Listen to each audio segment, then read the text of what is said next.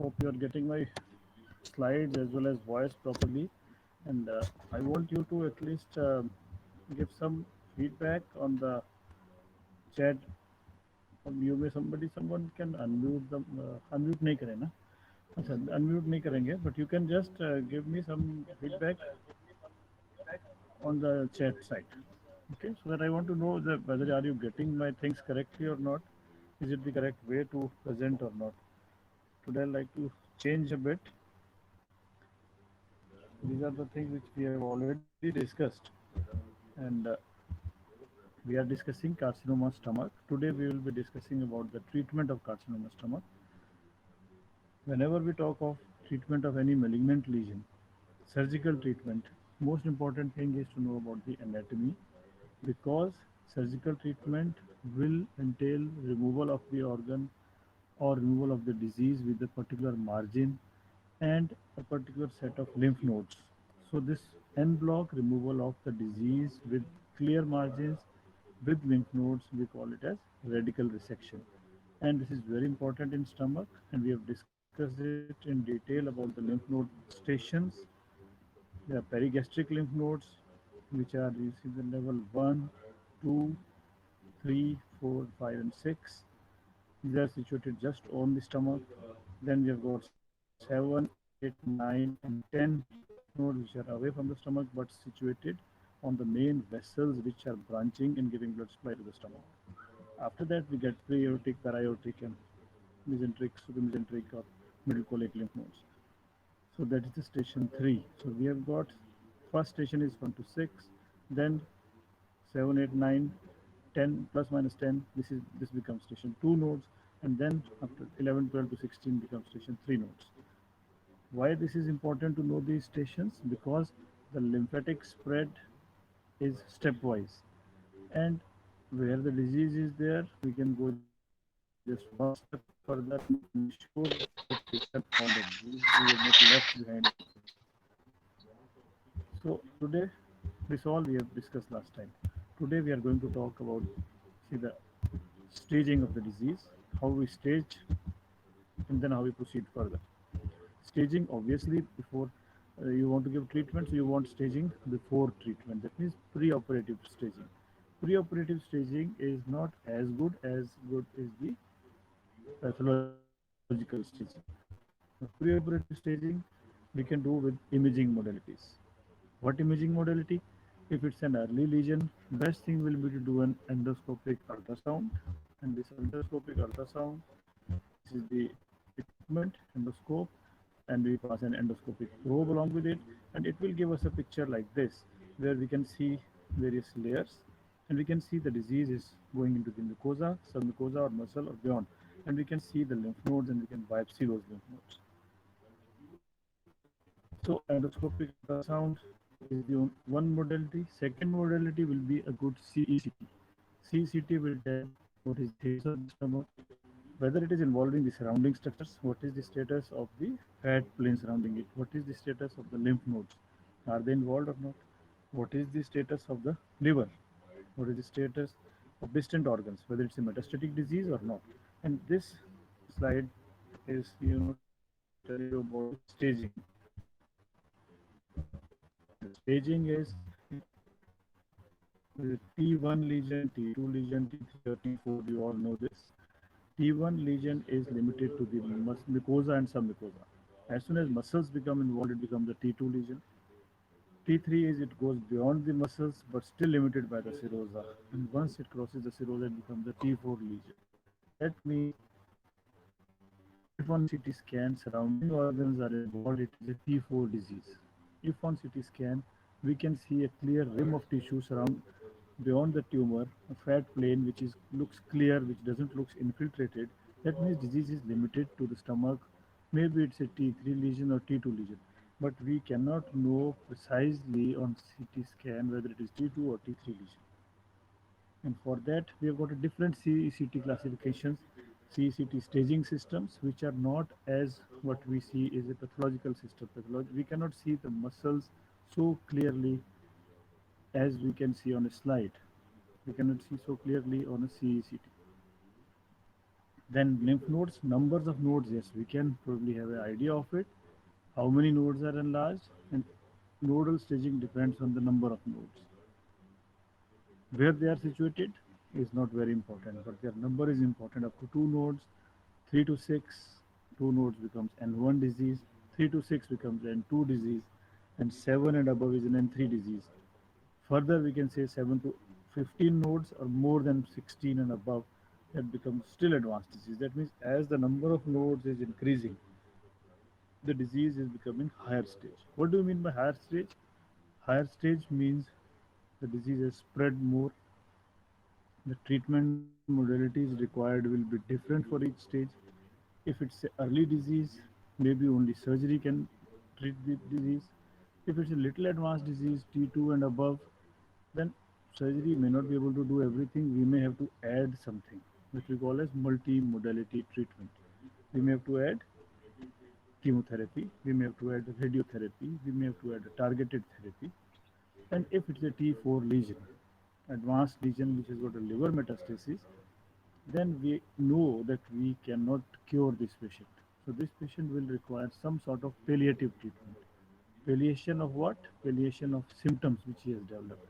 If he is having pain, we can treat pain. If he is having obstruction because of the growth at the caloric end, we can bypass the growth by doing various methods. We can bypass by putting a tube, which we call a stent, or we can bypass by doing a gastrojejunostomy. So what this has done, it has palliated the symptoms but not taken care of the disease as such. Okay. So spread we have already discussed. Now we will be, this is the diagnostic modalities, various methods. We have discussed about the endoscopy, EUS, CCT. MRI is not very useful in CS stomach. Primarily it is the CCT, which you should remember that for imaging after endoscopy and endoscopic ultrasound, CCT should be done. What about PET CT? We can talk few words about PET CT. PET CT, as you all know, tells us about the. So what is PET CT? PET CT we have discussed is PET CT is a positron emission tomography. Glucose is the basic metabolite we all know of every cell, and glucose, if you add a radioactive fluorine to its ring, then that particular glucose which is tagged with radioactive fluorine will also be absorbed by various transporters like normal glucose. But once it goes inside the cells, the fluorinated part will not allow further metabolism. So it will just stay there and it will concentrate in that particular tissue. And where it will concentrate in that particular tissue, then with some modality to detect radiation, we can say that how much radiation is coming from this organ, how much radiation is coming from this lesion which we think is malignancy. Because malignant cells are highly metabolically active, so they will take more glucose. If they will take more glucose, so more this fluorinated glucose will go there, and so there will be more of radiation coming from that particular area. So that means it is a very clear thing that whenever there is a malignancy, we should, it looks that whenever there is a malignancy, we should do a PET CT and it will tell us how much metabolically active the lesion is. Wherever the disease, it will tell us. That means it is going to tell us whether it is a local disease or it is a metastatic disease. So that's why we do PET CT today in most of the malignancies. In carcinoma of stomach, also PET CT has a role, but there is little small thing that you are supposed to know that in carcinoma stomach, the receptors, the glut receptors, which you all know probably, the glucose transport receptors, those receptors which are transporting the glucose from the blood into the particular organ. So in carcinoma stomach cells, in advanced malignancies, the glut receptors are expressed, so they are working well. But in early malignancy of CS stomach, in smaller lesions, the glut receptors are less. So if the receptors are less, that malignant cell is not going to take up the glucose. And if it doesn't take up the glucose, the very purpose PET CT will not show anything, despite the fact that lesion is spread out. So that means in some malignancies, some studies initially said up to 50% patients of carcinoma stomach who are having a disseminated disease will not be seen on PET CT. So that's why there is a little, say, in PET CT in CS stomach is not as good as it is for other malignancies. But still, we do PET CT by increasing the dosage schedule, by changing various things. We are now able to increase the sensitivity of PET CT. What is the role of laparoscopy after doing everything? Before any surgical intervention which we have planned, we should always do a laparoscopy because laparoscopy will tell us what exactly is there inside the abdomen. What exactly means? There may be small lesions which are 5 mm size, which can be visualized on, say, on your laparoscope will clearly see them. No other modality can see such small lesions. And the disease may be widespread inside the peritoneum. Sometimes we get a patient which we are going to operate. We have done an endoscopy, we have done a CCT, looks everything is okay. But as soon as we open, we find there is disseminated small nodules everywhere, and we cannot do anything. So to avoid that situation, we always now do a laparoscopy before any planned surgical procedure in CA stomach. So management of carcinoma stomach. Once we have diagnosed, diagnosis was done by endoscopy, biopsy, proven adenocarcinoma. And we also wanted to know immunohistochemistry when we have got the report. It is confirmed. We have done a CECT, we have done a PET CT, and we know it is a localized lesion. Nodes are not many, so we are operating this patient. So surgery is the treatment. Surgery is the only curative treatment for carcinoma stomach. This is very important to remember. Now, whether surgery is sufficient or we want something else. We want something else only if our surgery is not sufficient. That means if the disease is advanced. So, surgery with some adjuvant therapy. We have done the surgery, we have removed the nodes, we found that nodes pathologically staged the disease. Nodes were about 10 or 15 nodes which are positive. Disease was going up to the muscle. This patient can have recurrence. This patient is having disease which is spread out, which was not visualized on any of your modalities, but this patient will have recurrence very fast because of that widespread disease, which is micrometastatic disease, not visualized on any of the diagnostic modalities. Why we say so? Whether this patient is having micrometastatic disease is because it is an advanced disease, because the muscles are involved, because the nodes are positive. So these are the patients which will require some adjuvant therapy in the form of chemotherapy and radiotherapy also. But radiotherapy has got a very little role. Why little role? Because say if you compare radiotherapy being given to a small lesion, say in the tongue, or radiotherapy given to a lesion in the stomach. In tongue, the radiotherapy is going to be very effective because it is squamous cell malignancy. In stomach, it's an adeno-CA. Radiotherapy as such is not effective. Secondly, in tongue, we can always give radiation to a particular area without damaging the surrounding structures. But in stomach, if you remove the stomach, stomach bed is the area where the recurrence will occur. And stomach bed means pancreas, stomach bed means kidney, stomach bed means adrenal, stomach bed means IVC, stomach bed means aorta. So you are going to damage all the major structures. So your radiation, the amount of radiation that you are going to give is not going to be very high, and you may not be able to get as good results as you get in other areas where you can give a good radiation. But still, now we have got newer modalities with which radiation is also given.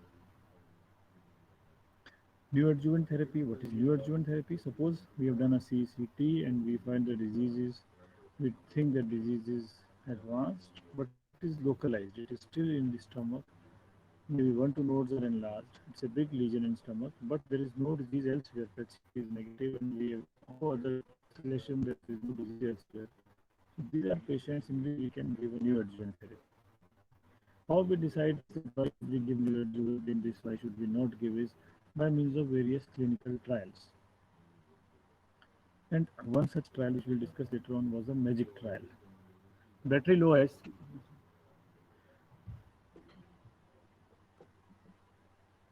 Battery low दिखा रहा है.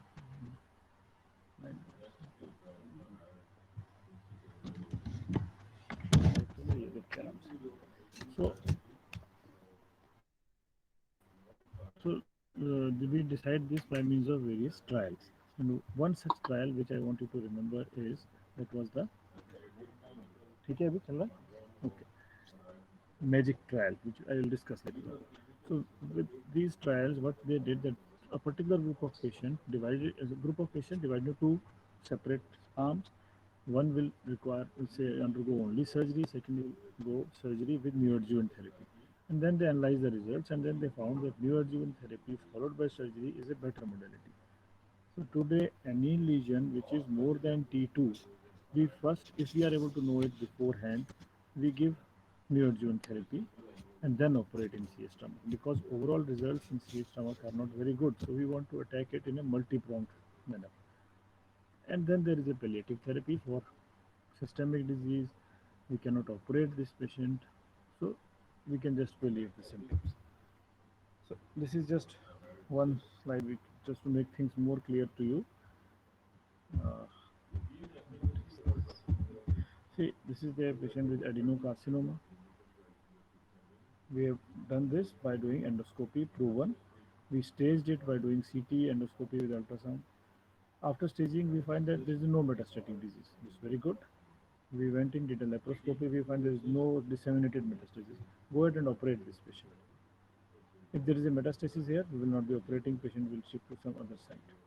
Now, if it's a metastatic disease on CT, then this patient, now metastatic disease means this patient we are not going to cure. So if this patient is symptomatic, palliate the symptoms. If there is a bleeding, if there is obstruction, remove that area. If there is a obstruction, bypass that area. If there is a bleeding, you will have to do a palliative resection. You can remove part of the stomach which is bleeding, ligate some vessels, and you cannot do a radical surgery which involves removal of clear margins and lymph nodes that you cannot do. And if it's an asymptomatic patient, then there is nothing to palliate. So some chemotherapy can be given to arrest the disease at that stage if it is possible. So surgical management is curative D2 radical gastrectomy. What is the surgical management of carcinoma stomach is surgery is the only thing which cures, and curative surgery is D2 radical gastrectomy. So what is this D2 radical gastrectomy is?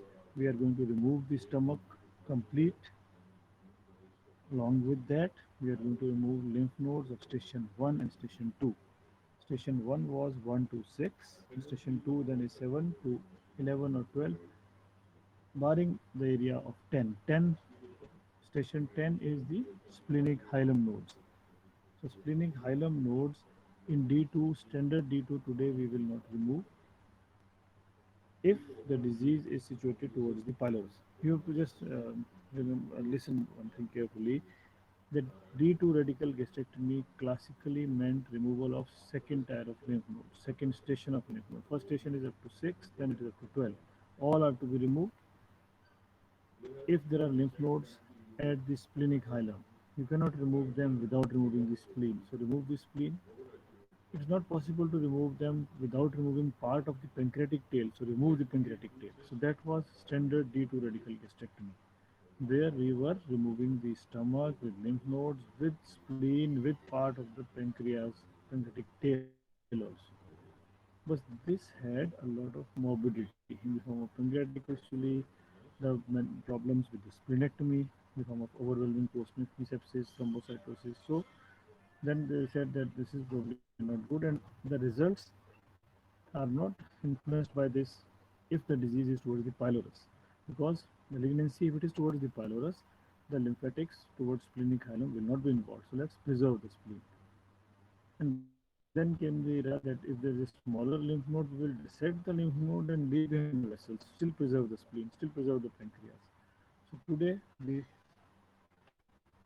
do a D2 radical gastrectomy with preservation of spleen and pancreatic tail. This is surgical management number one, which is the curative surgical management. There is no other curative treatment for curative surgical treatment for CS stomach. Total radical gastrectomy. This total can become a subtotal. Subtotal, I'll tell you once I show the pictures. Then comes the palliative procedures. Palliative procedures can be surgical or endoscopic. Surgical will be if there is a block in the pyloric end. The food is not going ahead. So what we can do, we can take a loop of jejunum and anastomose it to the stomach. It becomes a gastrojejunostomy. Food starts going ahead and patient starts eating and there is no vomiting, so his symptoms are palliated. If you cannot make a gastrojejunostomy, there is another way to pass a tube through that growth which is obstructing, pass a guide wire through that, dilate it further, and once you've dilated it to a particular say bore, you will pass a tube over it which we call as stent, which we discussed if you remember while talking about carcinoma esophagus also. So we pass a stent.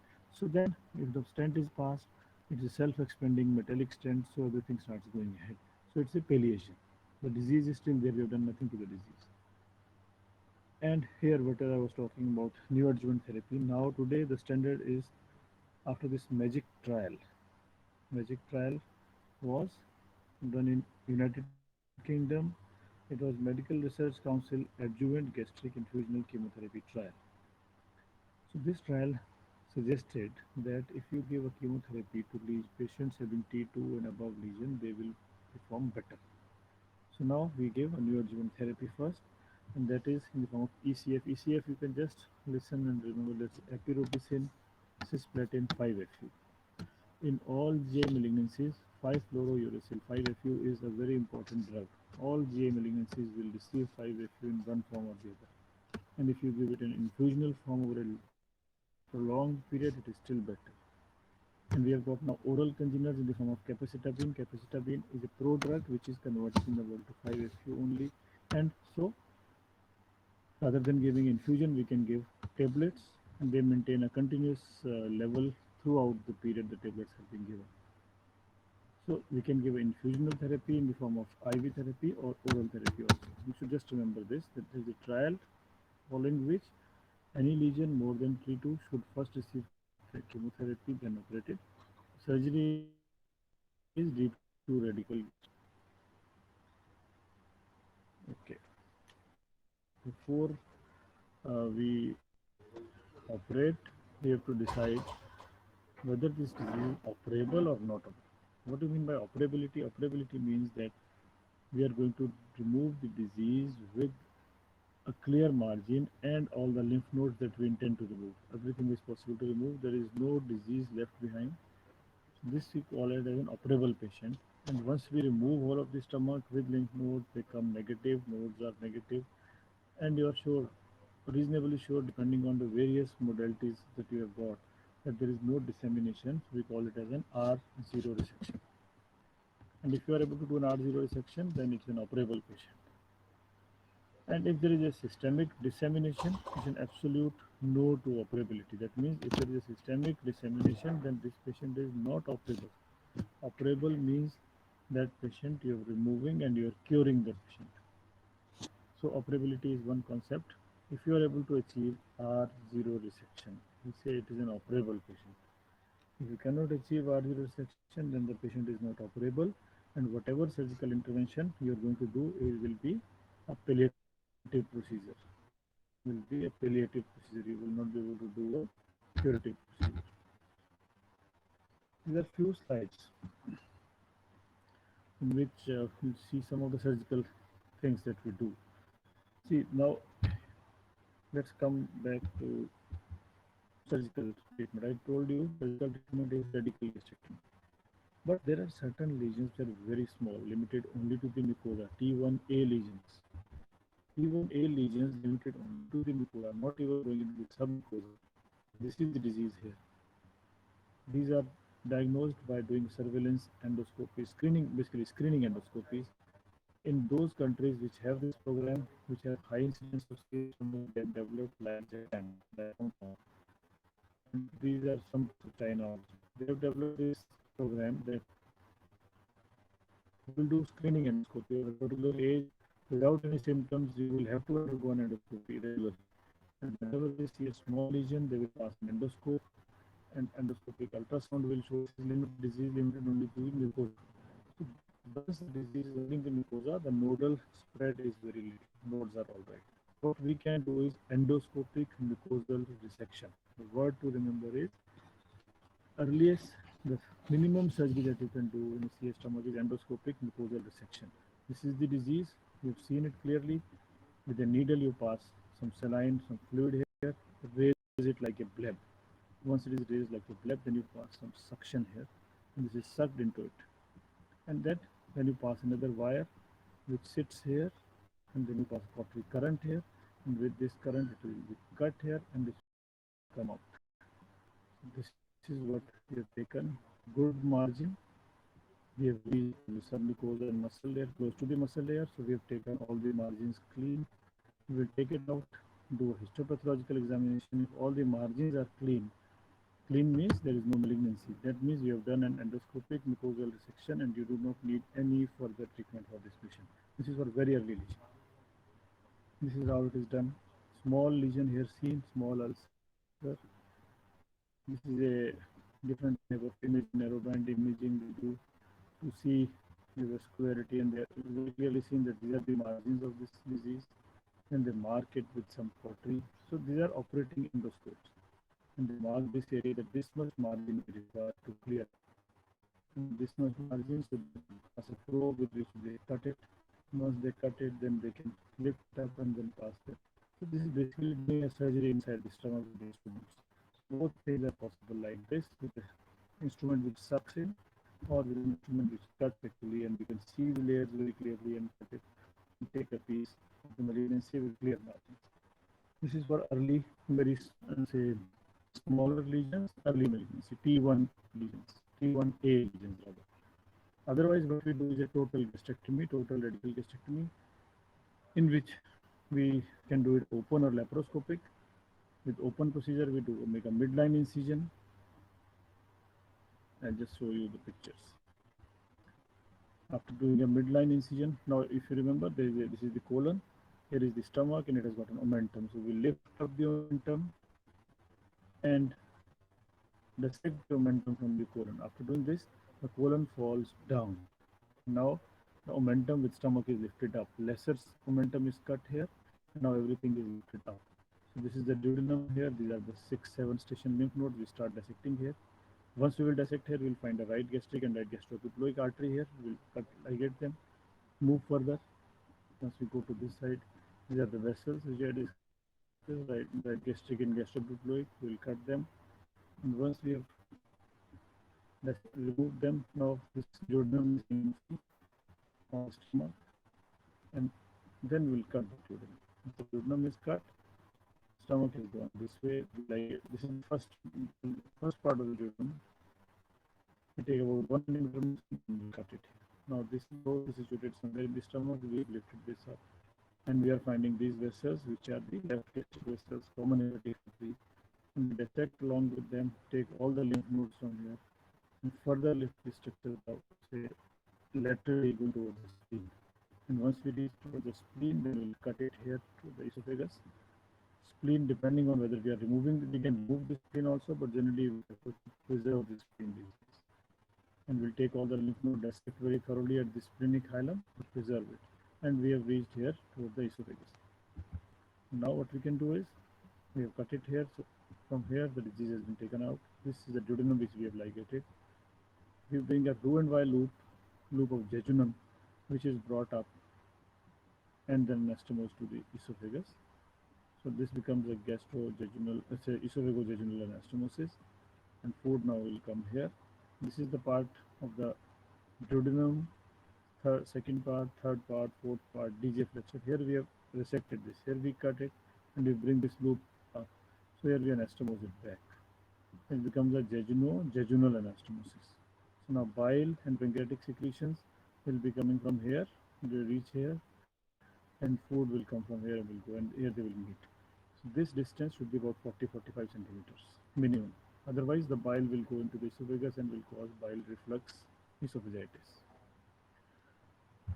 So this is the treatment. You can just have a look again. We have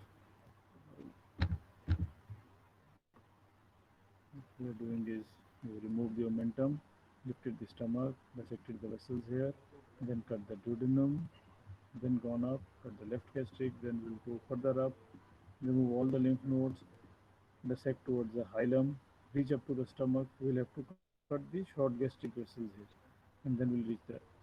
esophagus, cut it here now. This is closed here. This we have removed.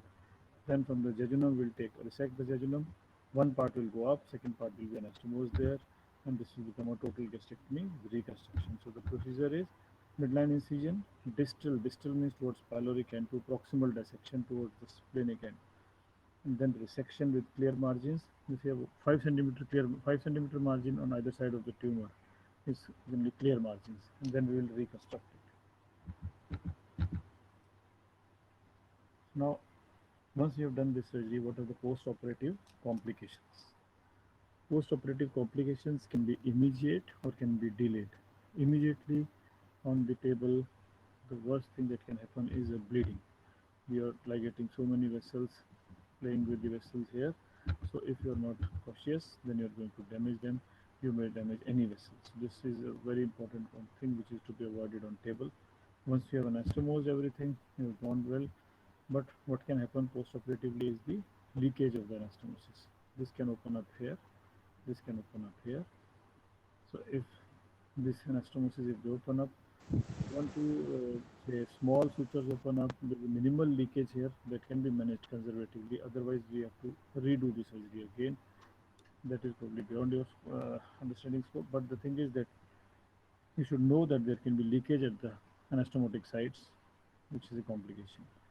Another complication will be small leakage has occurred, but it erodes on the vessels locally, and then these vessels can bleed in the form of a secondary hemorrhage. So these are immediate complications.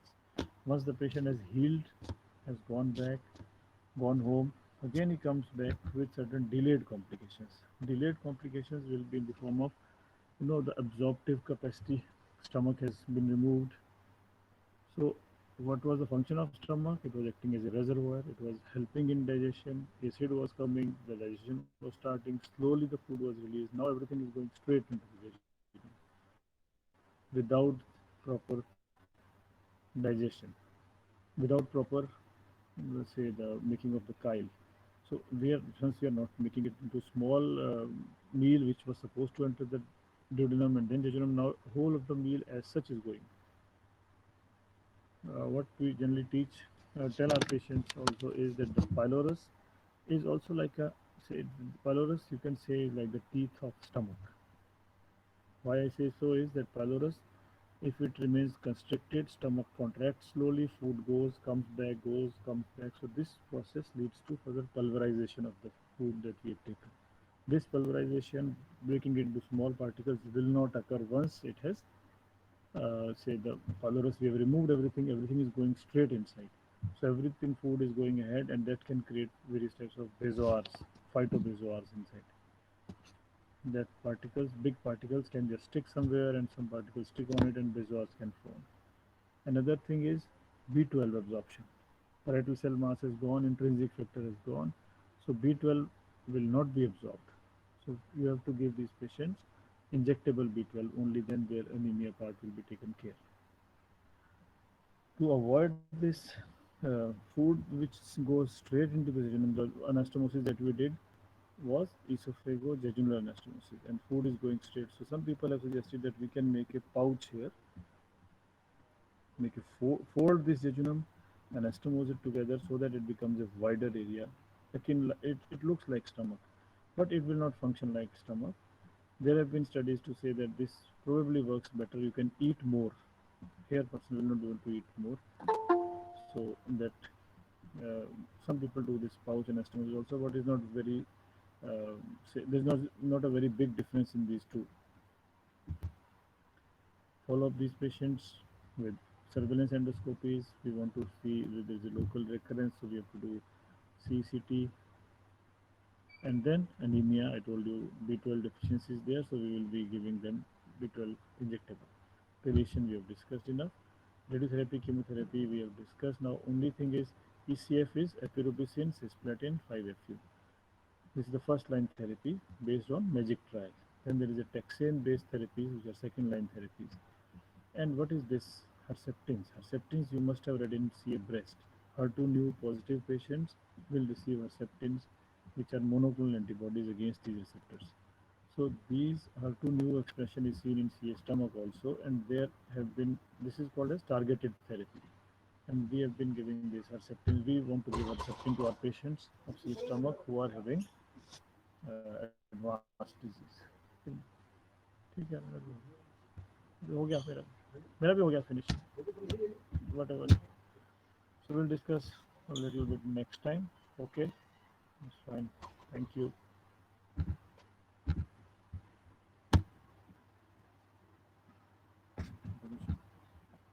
अभी तो online ही है सारे बच्चे.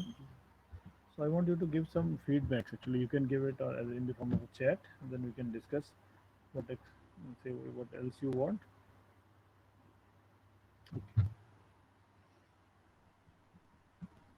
Students, please leave the class fast and mark your attendance.